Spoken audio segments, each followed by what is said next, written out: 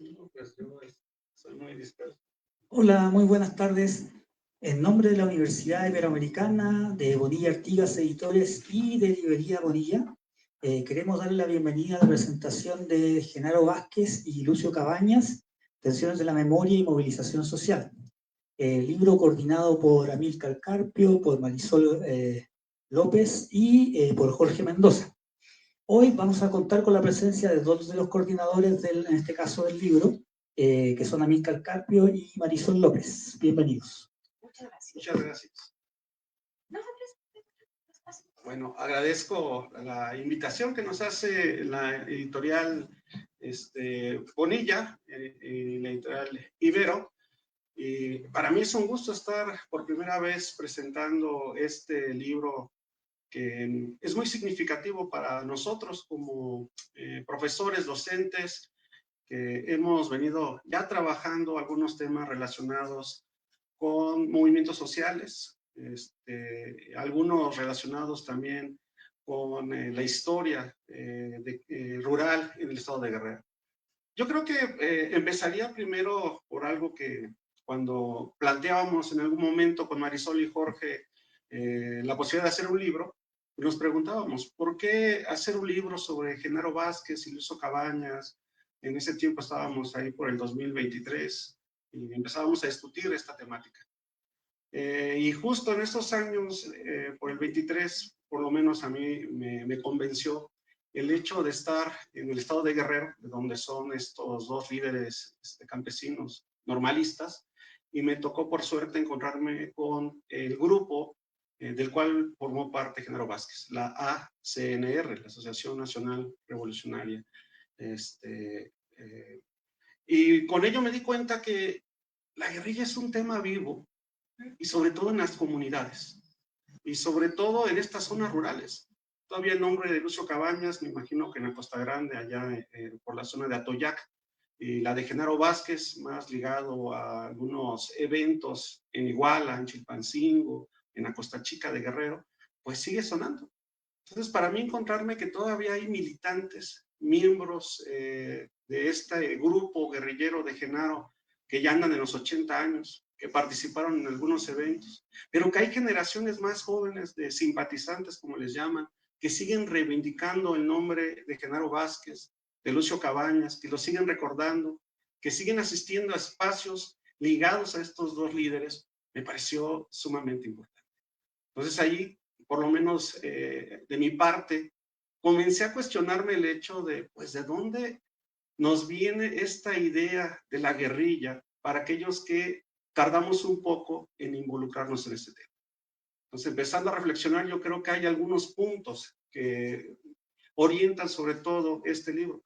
Para mí es importantísimo la función que tuvo la historia oficial en México, que hace una construcción negativa de la guerrilla, que genera olvido, pero no solamente genera olvido, sino, como en alguno de los capítulos se trabaja, genera esta denostación hacia el personaje. El Estado no solamente trabaja en el sentido de no mencionarlo en las narrativas oficiales, sino que a partir de libros de texto, a partir de medios de comunicación, va generando lo contrario, ¿no? Una visión negativa de lo que es el guerrillero y las guerrillas. Lucio Cabañas y Genaro Vázquez pasaron por esa construcción negativa de medios de comunicación, de intelectuales, de prensa, de políticos. Entonces, por eso se entiende, no sé, Marisol como docente también yo creo lo ha vivido, que nuestros alumnos lleguen y no sepan o sepan muy poco sobre Genaro Vázquez y Lucio Cabañas todavía en el 2025. Pues yo creo que un primer punto importante a resaltar de este libro es que todavía sigue siendo necesario transmitir y rescatar la imagen de estos personajes en 2025. Quiere decir que ha dominado una historia oficial que, en primer lugar, en los libros de texto no lo menciona. Todo lo relacionado con movimientos sociales se fue filtrando cuentagotas en la historia que nos enseñan a los mexicanos. Recientemente, el movimiento del 68, uno de los más importantes, empieza a ser integrado como una versión oficial. Pero las guerrillas rurales, como la de Lucio y Genaro, tardaron mucho más. Apenas el año pasado, en los programas de la 4T, empieza como a filtrarse algunos contenidos ligados a la guerrilla. Pero tendríamos que revisar cómo se va a presentar, ¿no? No porque aparezcan en los libros quiere decir que está solucionada esa parte. Entonces yo creo que primero hay que hacer una versión que vaya en contra de estas versiones oficiales que han dominado en el país. Lamentablemente las versiones oficiales construyeron esta imagen negativa. Por eso, por lo menos en mi trabajo sobre Genaro Vázquez, lo que encuentro es que la imagen del guerrillero en México le quitan esta carga utópica del que libera, del que lucha por los demás, le quitan esta carga política. Y es presentado en los medios el guerrillero como el fascineroso, el robavacas, el secuestrador, el terrorista. O sea, toda esta carga negativa es lo que trae detrás la palabra guerrillero en nuestro país. Entonces yo creo que este es un primer punto por el cual este libro se hace necesario. Ahora, es un libro, creo que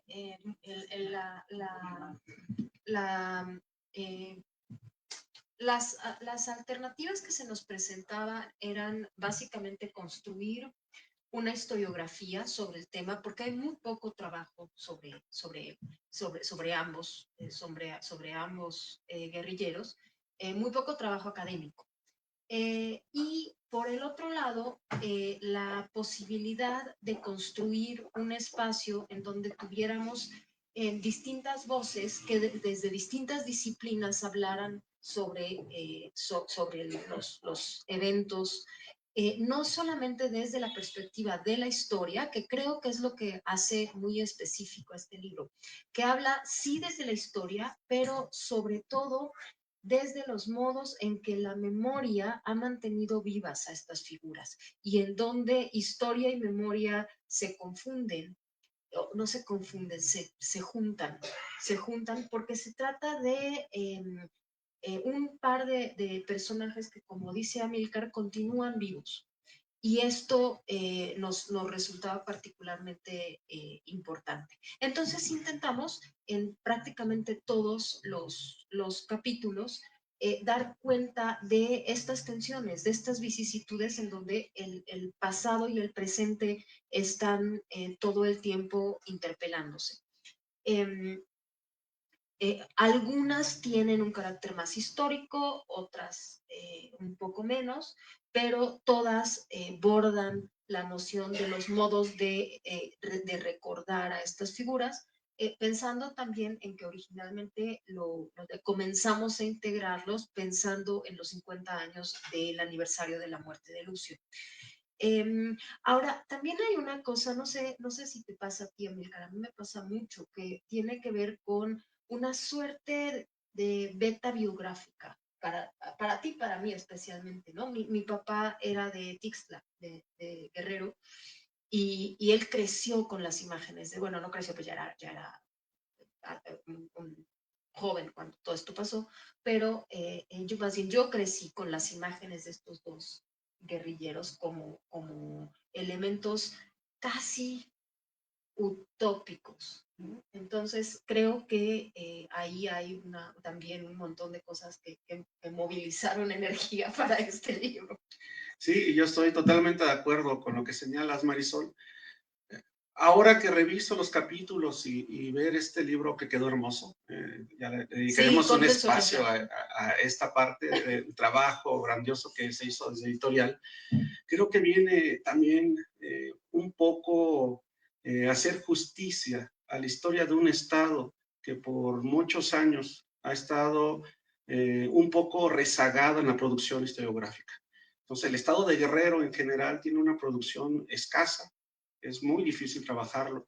Hay obras clásicas, no quiere decir que no haya, pero por ejemplo, encontrar un trabajo de la región de donde es Genaro Vázquez, como la Costa Chica de Guerrero, la zona de San Luis Zacatlán, pues realmente se encuentran textos muy contados. Entonces también este libro yo creo que es la oportunidad para rescatar a partir de estos personajes la historia de una región que siempre ha pasado y se le ha catalogado como ese guerrero bronco, ese guerrero donde siempre están inconformes y siempre se están levantando.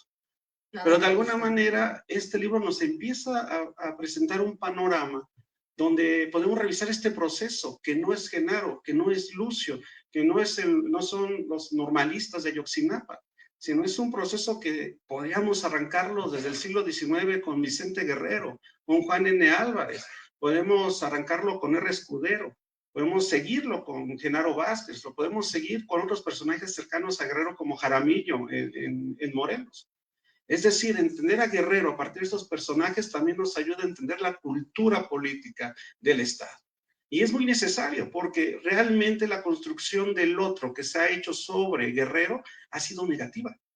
Yo recientemente revisaba algunos textos sobre Juan N. Álvarez y su ejército de pintos en el siglo XIX y era señalado como incivilizado. Y era señalado por la prensa desde el centro, desde la capital, donde decía, ¿qué va a hacer Juan N. Álvarez, ese presidente, con su ejército de pintos que son incivilizados y no se saben comportar? Entonces, esta construcción que yo hago con Genaro Vázquez, de cómo la prensa desde el centro empieza a cargar de forma negativa estos adjetivos, se ha dado en un proceso muy largo. Entonces, ahora que leo los textos de mis compañeros, releo mi texto, redescubro entonces que también trabajamos sobre la construcción de una cultura política de una región que le hace mucha falta.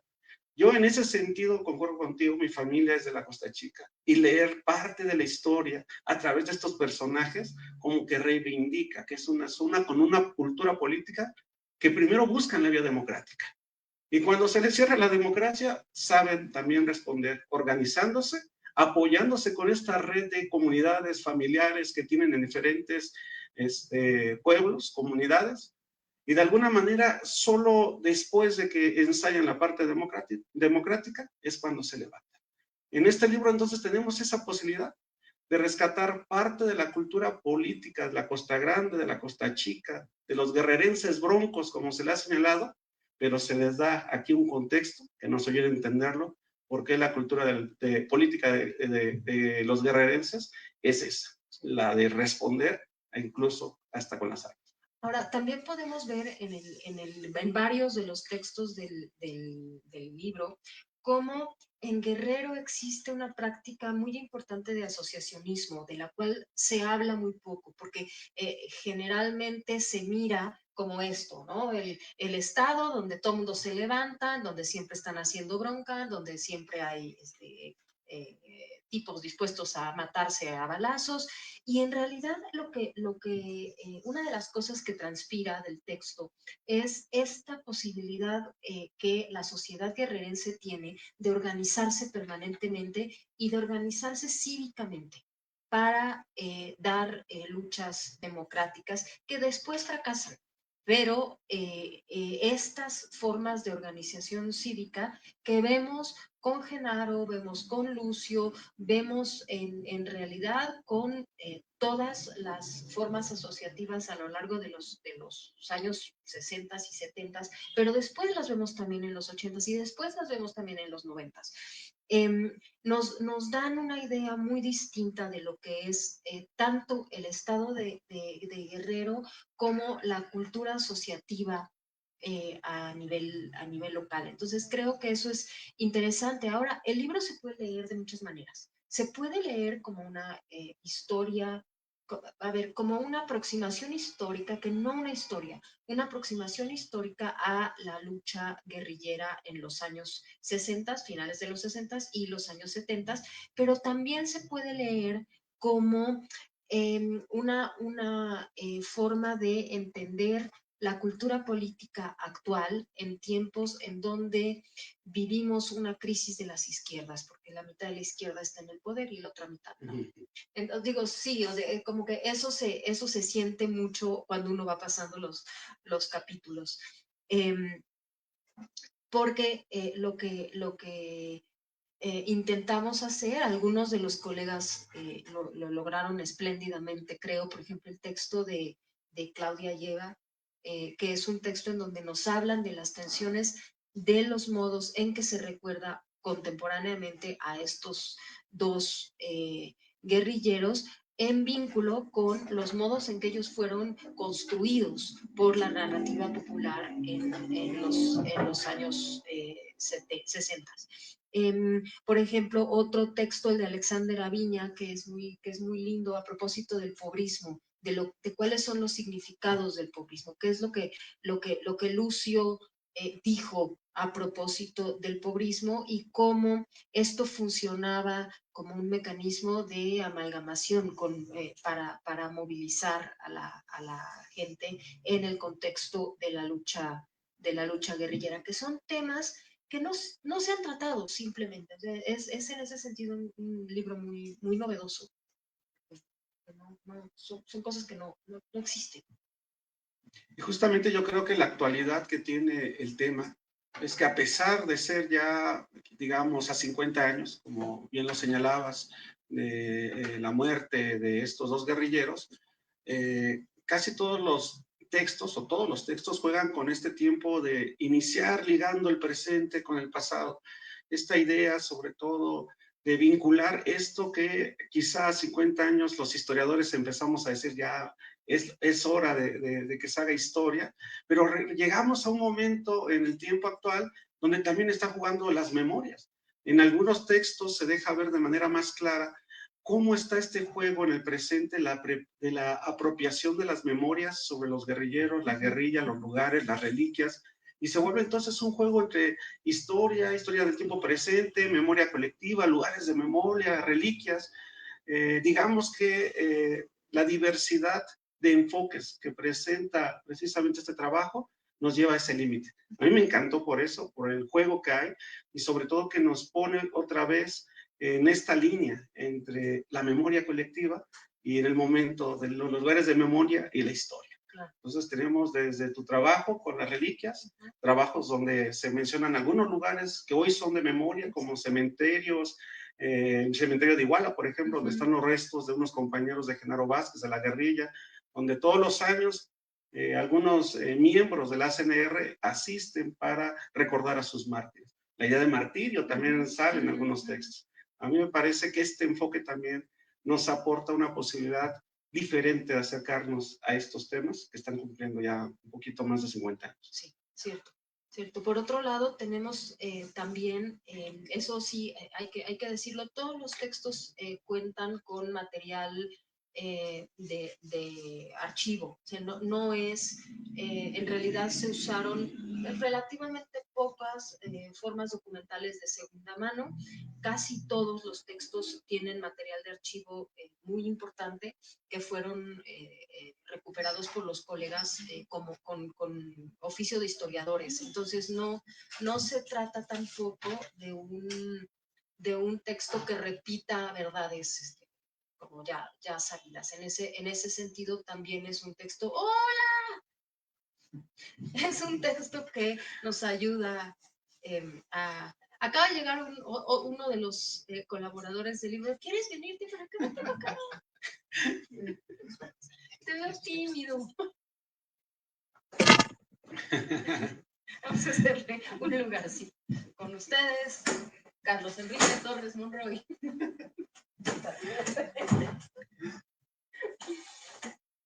A ver, cuéntanos tu opinión sobre el libro.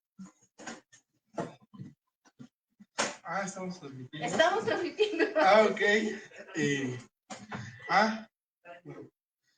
Buenas noches. Pues bueno, soy Carlos Torres Monroy, de la Universidad Iberoamericana, también de la Escuela Nacional de Antropología e Historia.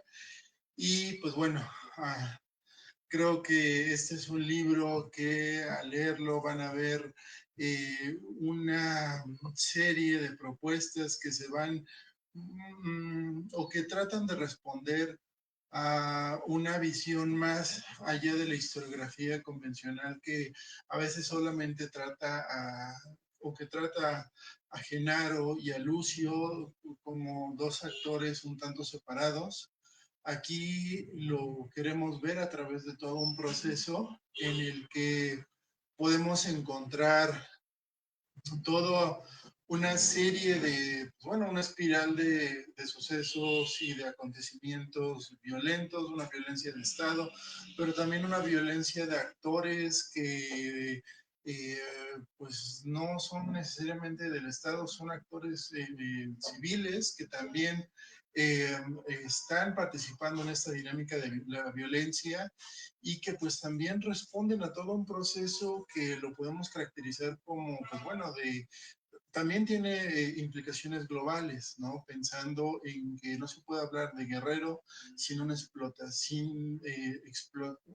serie de explotaciones a sus recursos naturales, como por ejemplo la madera, la minería, el café, el coco, y que muchos de estos insumos, pues bueno, dependen del mercado internacional y cuyos efectos pues también van a incidir en cómo se van a gestionar en términos de, pues bueno, los precios, pero también en las relaciones laborales, que es precisamente en lo que Genaro y Lucio también van a reclamar.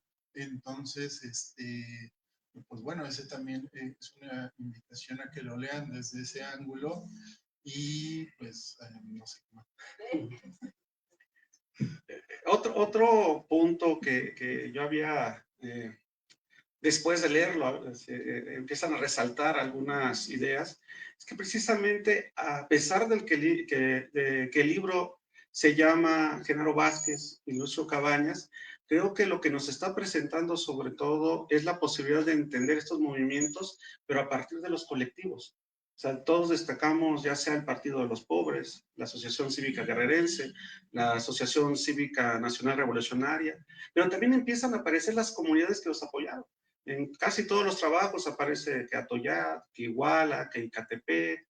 Empiezan a aparecer este grupo que es, para varios autores como Montemayor, fue lo que permite la sobrevivencia de las guerrillas rurales en México, que es el apoyo no solo familiar como lo tuvo Lucio Cabañas, es el trabajo a ras de suelo en varias comunidades que les sirven de apoyo y que logran precisamente, por ejemplo, que Genaro logre escapar de Iguala hasta la zona de la Costa Grande, a pesar de que está una cantidad enorme de efectivos del ejército, del judicial, rodeando, buscándolo por el helicóptero, él logra escaparse con el apoyo precisamente de algunas familias que están ubicadas en varias de las comunidades como Machela, por ejemplo, ¿no? Filo de Caballos, que pasa por ahí, hasta ya ponerse a salvo. Creo que también nos permite precisamente rescatar el papel importante que tienen estas comunidades en la sobrevivencia a la guerrilla. Y que muchas veces no es lo que nos logra o nos permite comprender por qué se extendieron o por qué de alguna manera permanecieron y les costó tanto trabajo al ejército terminar con ellas. En algún momento creo el dato que decían es que el ejército mexicano tuvo cerca de 25,000 efectivos en el estado de Guerrero, buscando tanto al grupo de Genaro como el de Lucio. Dices, ¿cómo se les escapó por tanto tiempo? Entonces, también este libro nos permite entender que la historia se comprende no solo a partir de sus líderes, sino que debemos de entenderlo a través de estos vínculos a ras de suelo, que es lo que supieron hacer. Por eso yo creo que, aparte de recordar a 50 años la muerte de sus líderes, es también un reconocimiento a todas estas comunidades y los grupos que están alrededor. También tenemos otras vetas interesantes, por ejemplo, el texto que hace Pedro Ortiz a propósito de la pedagogía detrás de Lucio Cabañas. ¿Qué hay? O sea, todo el mundo sabe que Lucio y Genaro fueron estudiantes de la Normal Rural de Ayotzinapa. Y lo que hace el texto de Pedro es un recorrido muy interesante por las distintas formas de abrevar de la pedagogía que tanto Lucio y como Genaro recogieron y que después han continuado produciendo maestros rurales. De esta manera establece un vínculo muy interesante entre la normal rural contemporánea, nuestra normal rural, y la normal rural de los años 70, bueno, de los años 60 realmente, en donde Lucio y Genaro se formaron. Es un texto muy, muy, muy bonito porque es algo de lo que no se habla, ¿no? O sea, realmente ese pasado de Lucio no es un pasado que resulte particularmente atractivo para la historiografía. Yo nomás hay una pequeña precisión. En el caso de Genaro, por mucho tiempo se ha manejado que estuvo en Ayotzinapa, pero él es egresado de la Escuela Nacional de Maestros, pero el normalismo sigue formando, sigue jugando un papel muy importante en su formación política, porque Genaro básicamente crea dentro de esta Escuela Normal de Maestros un grupo de estudios políticos que se llama el Melchor Ocampo, y de ese grupo de estudios políticos salen muchos de los líderes que se van a ir a Guerrero y crean la Asociación Cívica Guerrerense y después a la guerrilla. Entonces el antecedente de la guerrilla también de Genaro está en el normalismo. El normalismo tiene algo que politiza a sus alumnos desde estudiantes. Tanto Ayotzinapa como la Escuela Nacional de Maestros juegan ese papel importante. De ahí yo creo que también, siguiendo esta línea con la que yo empezaba, que el Estado trata de denostar y criminalizar a estos disidentes, es que recientemente, bueno, ya ni tan recientemente, ya desde hace unos años, la figura del maestro en nuestro país pasa por esta criminalización, sobre todo las normales, que ha hecho los medios de comunicación del Estado. Cada que pasa algo relacionado con las normales en los medios de comunicación, generalmente es una noticia negativa. Entonces, entendamos que para muchas comunidades el maestro normalista es aquel o el de los pocos profesionistas que se involucra precisamente en los problemas de la comunidad. Son esos profesores que están dispuestos a caminar 1 o 2 días o quedarse en la población en comunidades muy alejadas. Por eso su papel es muy importante. Genaro y Lucio vienen de esa tradición. Falta, yo creo, todavía esa relación de estos líderes que salen de las normales y que se involucran precisamente en sus comunidades. Lucio, pues yo creo que es el que se ha trabajado más esa parte, porque Ayotzinapa tiene esta etiqueta de una normal que sus estudiantes están politizados y resisten y se movilizan. Pero no solamente es Ayotzinapa, casi todas las normales salen también con esta idea de sus egresados. Las normales tienen algo en nuestro país, por eso esta idea de criminalizarlos, de denostarlos, constantemente golpetearlos. Yo creo que eso también es muy importante. Y es un pendiente, por lo menos de mi parte, que yo tengo con el tema de Genaro Vázquez, entender qué papel juega la Escuela Nacional de Maestros en la politización de sus miembros y cómo estos estudiantes de la década de los 50, 60 son capaces de organizar un grupo político que tiene impacto en Chilpancingo, en Iguala, en Acapulco, como la Asociación Cívica Guerrerense.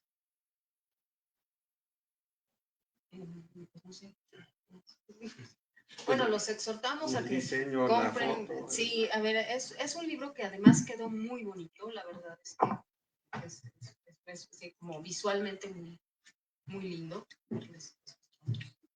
¿Podrías comentar la foto, cómo se consiguió? Eva, en realidad, no me acuerdo cómo conseguimos la grupo foto. Híjar. Claro, el grupo de Alberto Híjar nos hizo el favor de prestarnos su fotografía para estos fines. Por cierto, que les dijimos que...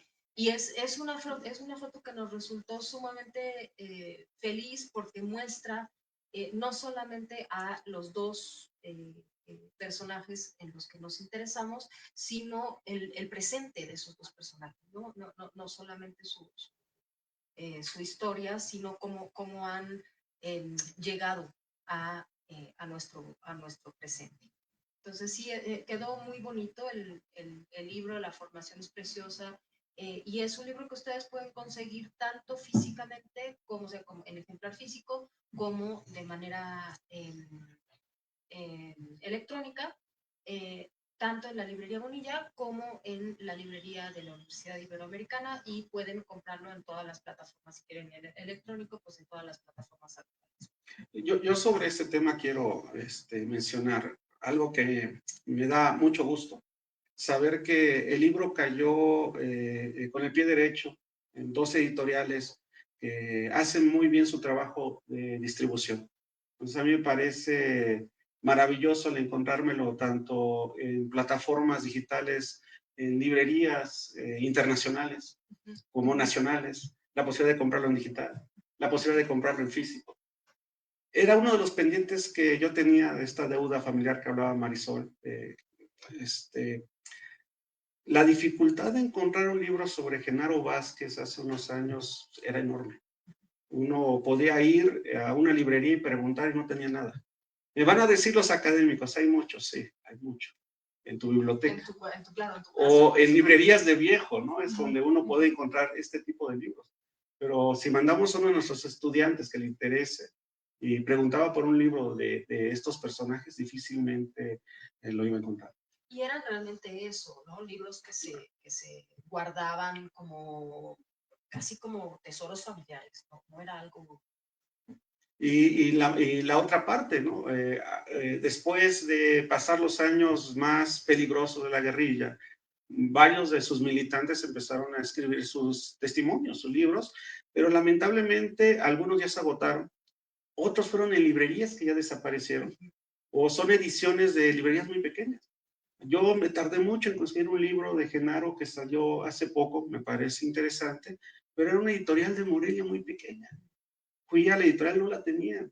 Ese es el problema que pasa muchas veces con este tipo de temas.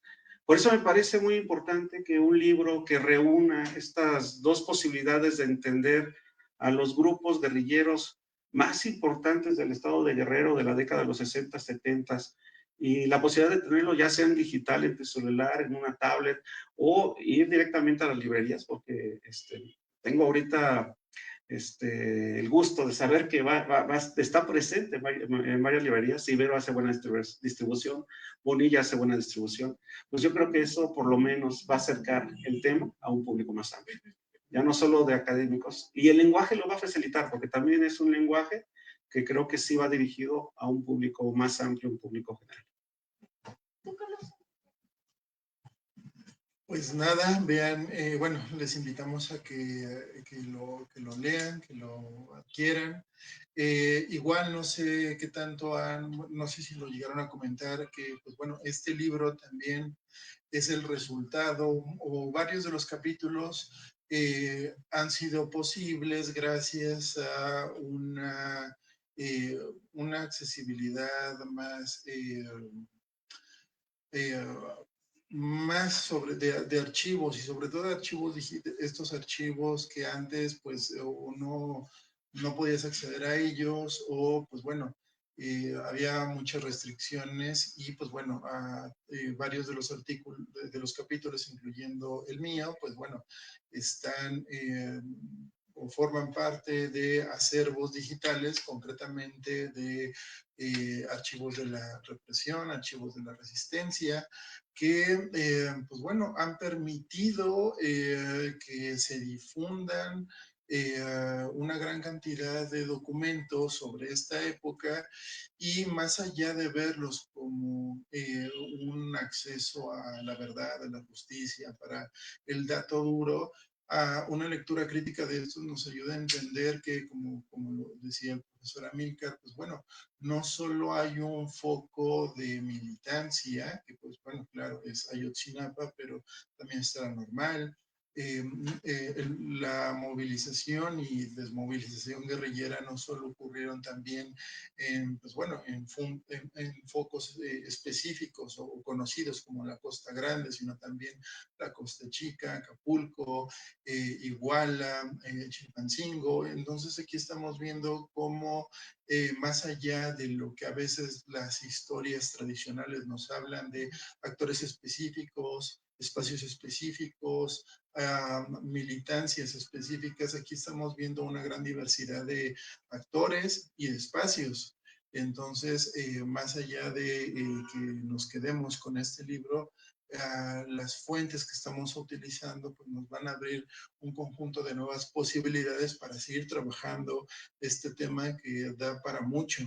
Entonces, pues bueno, queremos invitarles a leer esta primera parte de algo que esperemos que se dé en muchos más libros en un futuro próximo. Gracias. Muchas gracias.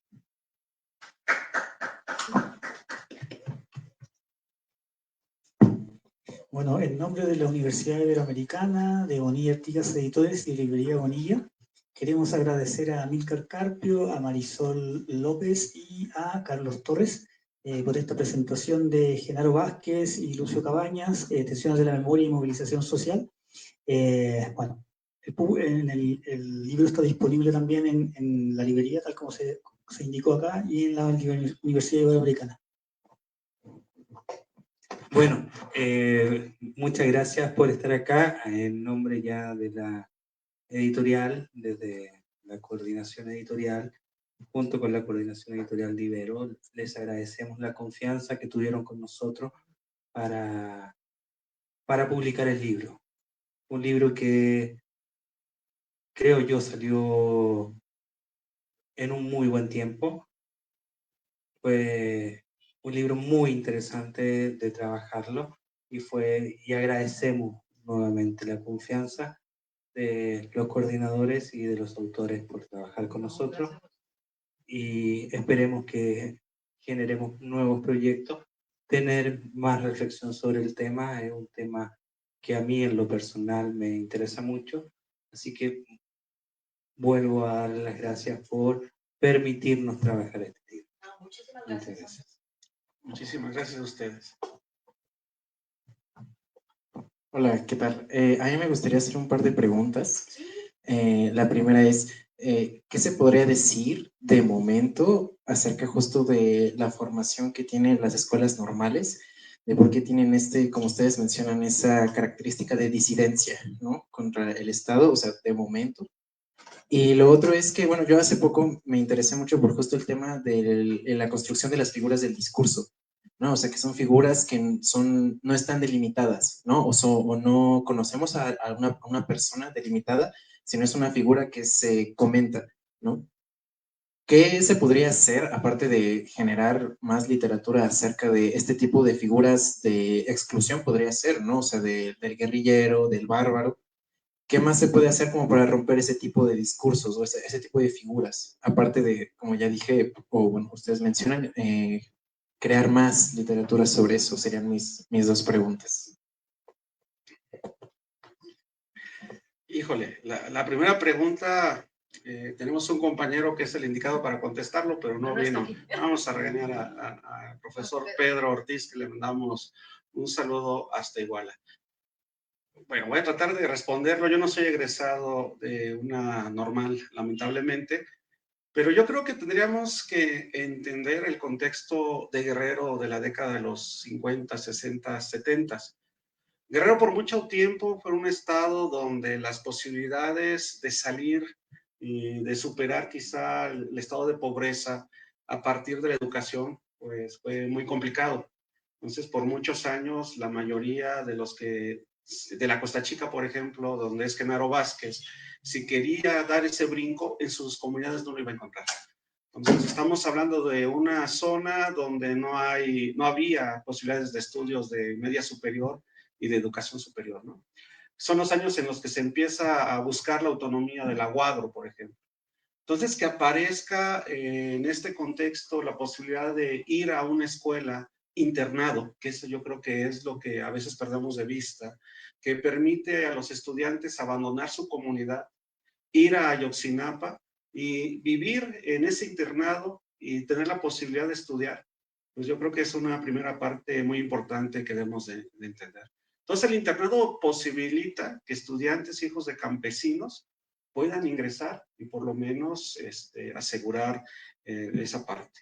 Por lo que nos ha contado el profesor Pedro, como es nuestro compañero, dice que el vivir en ese internado genera esa unión entre los estudiantes, son una familia, o sea, porque comparten habitación, comparten actividades, tareas, labores, limpieza, comida.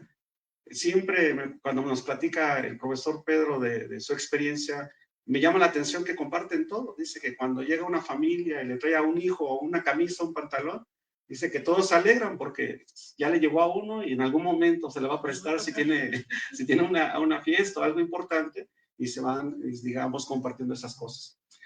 Creo que ese es un primer punto. Esos vínculos que se generan precisamente en Ayotzinapa permiten que tengan esta idea, más allá de ser compañeros de estudiantes, esta idea de familia, ¿no? Ciertamente también hay esta parte de la formación. Nos comentaba también que tienen esta formación muy, me acuerdo de la Escuela Nacional de Antropología, muy marxista, muy de lucha de clases. O sea, si hay una discusión que te ayuda desde las lecturas también a politizarte. Entonces, la idea de esa familia y de todavía la politización, pues genera por ahí por lo menos un ambiente muy crítico. Y si a eso le sumamos que todavía después de la década de los 80s, 90s, empieza un bombardeo muy fuerte hacia la idea del normalismo, se les quita presupuesto, ya no se crean nuevas normales, o sea, por ley, incluso desaparecen varias.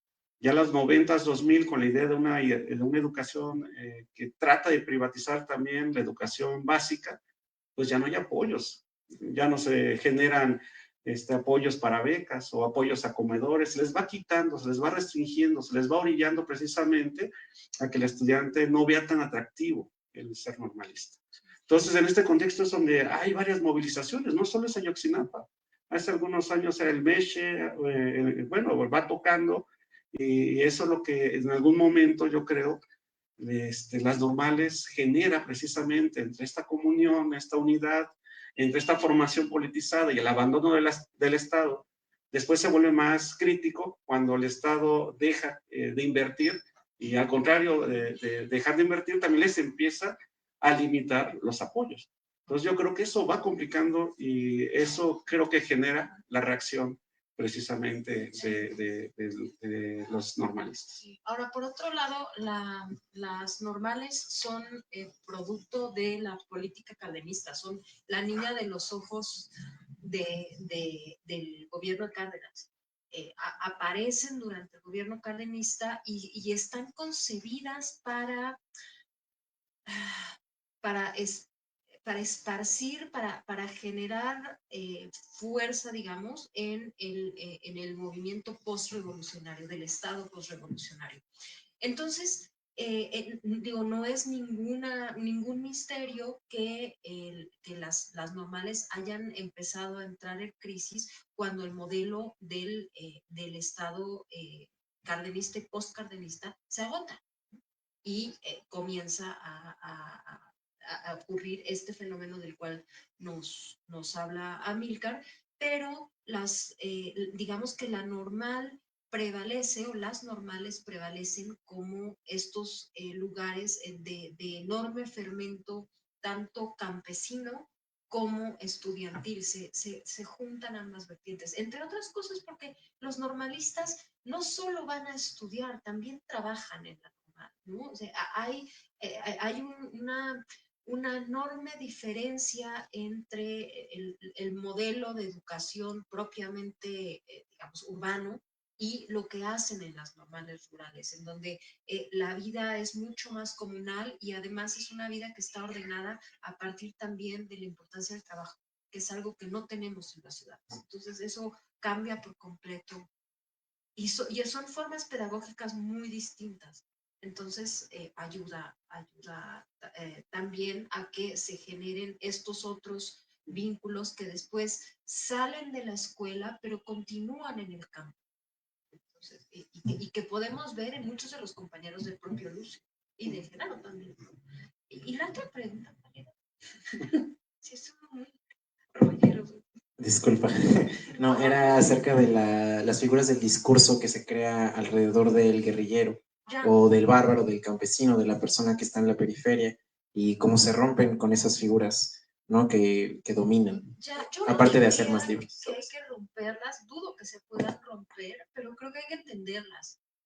Me parece que es más importante saber de dónde vienen estas figuras y hasta qué punto la figura mítica corresponde o no con la figura histórica del personaje en cuestión, porque muchas veces nos damos cuenta de que no corresponden para nada, o por ejemplo, hay enormes desencantos. Por ejemplo, ¿qué ejemplo podemos poner? El Che Guevara, ¿no? El Che Guevara era un macho miserable. El Che Guevara vivió en los años 60, en los 50, en los 40, en los 30. No le pidas peras al olmo, no le pidas el tipo de valores, prácticas, etcétera, que tenemos nosotros las personas del siglo XXI. esto simplemente no se puede hacer y es muy fácil cuando uno mitifica a un personaje, después, digamos que desencantarse de una manera injusta con la persona histórica. Pues creo que vale la pena estudiarlos, simplemente. No sé ustedes. Sí, ya hay algunos trabajos que nos ayudan a entender por lo menos este papel del Estado en la construcción del enemigo. O sea, es que no solamente va a ser el guerrillero, así como señalabas, Marisol, después del 68 la imagen del estudiante va perdiendo esta idea del futuro del país. O sea, antes a lo mejor el maestro y el estudiante eran vistos como aquellos que desempeñan un papel importante, primero el de la docencia y después el de los jóvenes, el estudiante, aquel que va a ser el futuro del país, el que va a ayudar al desarrollo.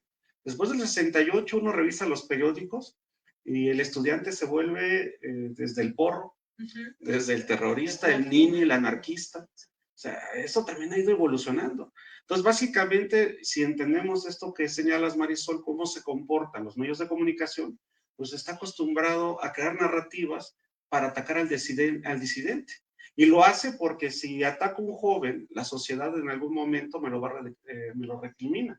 Pero si ataco a un terrorista o a un porro, me lo va a aplaudir. Entonces, básicamente lo que hacen los medios de comunicación es prepararnos por si hay un segundo movimiento de represión y ante la sociedad dice, es que no estuvo persiguiendo a un guerrillero con causas políticas, estuvo persiguiendo a un terrorista, un robovacas, un fascineroso. Lo mismo pasa con los estudiantes, con los normalistas, con los profesores, en la época con los ferrocarrileros, con los médicos, con casi todos los movimientos. La forma en que es tratado por los medios de comunicación va a ser construyendo una imagen negativa que denosta y que nos va acostumbrando cierto tiempo precisamente pues a relacionarlo.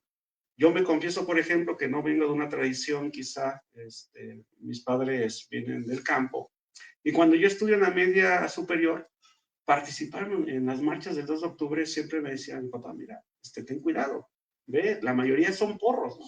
Y ya cuando empiezo a participar te das cuenta que era la construcción, ¿no? Pero se me quedó tan grabado muchos años que los que participan en marchas eran porros, que sí iba con temor. Ahora pues ya uno se acostumbra, ya trabaja estos temas y te vas dando cuenta el papel tan importante que tienen los medios, sobre todo para aquellos que no tienen la posibilidad de acercarse a otras fuentes de información, el papel tan importante que tienen en la construcción, en la percepción del normalista, del maestro, del estudiante, y ahora lo veo con los guerrilleros. ¿Tiene alguna consulta o pregunta? Bueno, como dijo mi compañero, disculpe. Sí, pues bueno, la pregunta, creo que hay bastantes vertientes porque, por ejemplo, se maneja mucho dentro del discurso la cuestión de Ayotzinapa, pero ¿qué pasa con el resto de normales, no? Y una de las formas en las que se puede contribuir a estas preguntas, pues es, por ejemplo, revisar en estos archivos de la represión que están en línea y que cualquiera puede consultarlos. Y ahí cuando buscas estudiantes normalistas, ves no solo, como lo comentó la profesora Marisol, todo un desgaste y una lucha para mantenerse, o sea, ni siquiera como para, es solamente para mantenerse, pero esas luchas también generaron fricciones entre ellos. Por ejemplo, una de las cosas que dentro de los normales rurales se ha planteado casi como parte de su cultura política es la cuestión de las novatadas. La cuestión de las novatadas, incluso como aparece también el profesor Pedro Ortiz, también lo ha mencionado en unas memorias que se publicaron en otro libro, aparecen como esta parte donde pues está un vaivén entre la violencia y entre una especie de rito de paso para que justamente se arraigue este proceso de politización, de identidad, de arraigo. Pero ¿qué pasa cuando vemos esto no solo en estos archivos, sino también en los informes de Ayotzinapa con la desaparición de los estudiantes? Porque, pues bueno, o sea, no tendrían por qué, a priori no tendrían por qué aparecer, o en otras investigaciones periodísticas, como la de un autor llamado Miguel Ángel Alvarado, donde lo menciona, pero también menciona a algunos actores como infiltrados. Entonces, aquí estamos viendo cómo no solo, planteando la segunda cuestión de si hay relatos que mencionan al estudiante desde un punto de vista negativo, pero también hay relatos desde las propias militancias, desde los propios estudiantes, que a veces también hasta pues, se censuran o no se autocensuran o se omiten ciertos aspectos. Lo cual, más allá de verlo en términos de negativos o positivos, es una condición de posibilidad para ahondar más en el tema, porque desde luego Ayotzinapa no es la única, es la que más se menciona, pero hay todavía más normales, hay todavía más estudiantes rurales, hay más crisis y pues bueno, ya es más, incluso se habla, por ejemplo, en la normal de la que está en Jalisco, la normal rural en Jalisco, que ya muchos estudiantes adentro de la normal ya no les importa la formación política. Entonces, aquí estamos viendo cómo más allá de pensarlo desde algo negativo, algo positivo, estamos viendo que al interior hay crisis y que pues al interior de la propia normal tratan de solucionarlo a su manera. Entonces, hay que ver eso también, ese tipo de cosas. Bueno, como dijo Manuel, agradecemos al público y a los presentadores por este evento. Hay ejemplares disponibles. Los invitamos a un vino de honor. Muchísimas gracias. Muchas gracias.